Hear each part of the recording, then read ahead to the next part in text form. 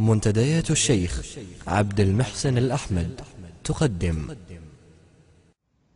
يروي محمد بن المنكدر يقول: خرج الناس يستسقون في المدينة، كل أهل المدينة خرجوا في الصباح لما أصابهم القحط وجف الضرع وجاع الأطفال، خرجوا يستسقون ويستغيثون الله عز وجل: اللهم يا مغيث أغثنا ولا قطرة تنزل من السماء. قال: فلما جن الليل وأنا لي سارية، وأنا في سارية لي عند المسجد أصلي إليها والدنيا ظلام، فإذا برجل يدخل أشعث أغبر تعلوه صفرة. قال: فدخل فالتفت في المسجد يمين والتفت شمالا فلم ير أحد.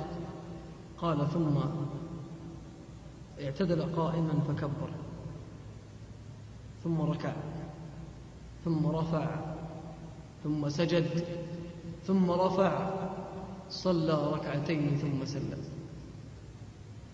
ثم نزل طأطأ بالرأس قليلا ثم رفعه إلى السماء.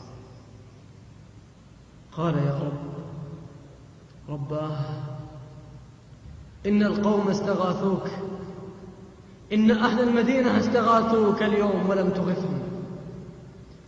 اللهم إني أقسم عليك أن تنزل الغيث، اللهم إني أقسم عليك أن تنزل المطر. قال: فقلت: أجن هذا؟ أهو مجنون؟ كيف يتجرأ على الله؟ يقول: والله ما أنزل يديه إلا والجبار يأمر السحاب وينشئ السحاب الثقال، فتجمعت السحب في السماء وأنزل يديه والمطر ينزل،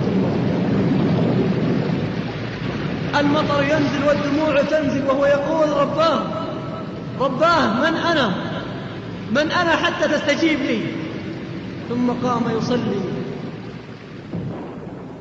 حتى خاف أن يطلع عليه الفجر فأوتر، ثم صلى الصبح وعاد إلى بيته فتبعته.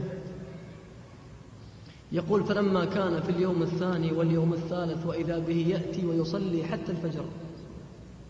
قال: ثم لما كنا في اليوم الثالث أتيته فإذا به رجل وزير أو ملك أو أمير، فإذا به إسكافي يصلح الأحذية والخف، يصلح أحذية البشر، ويحبه من خلق كل شيء بقدر سبحانه.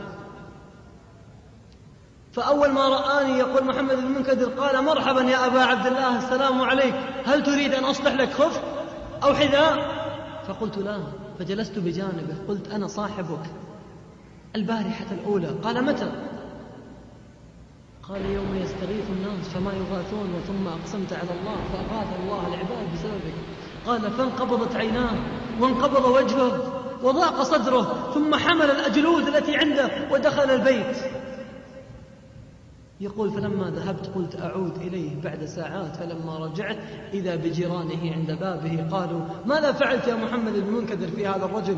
والله مذ أن أدبرت جمع أوعيته وجمع القرب وجمع الجلود والأحذية على ظهره ثم خرج.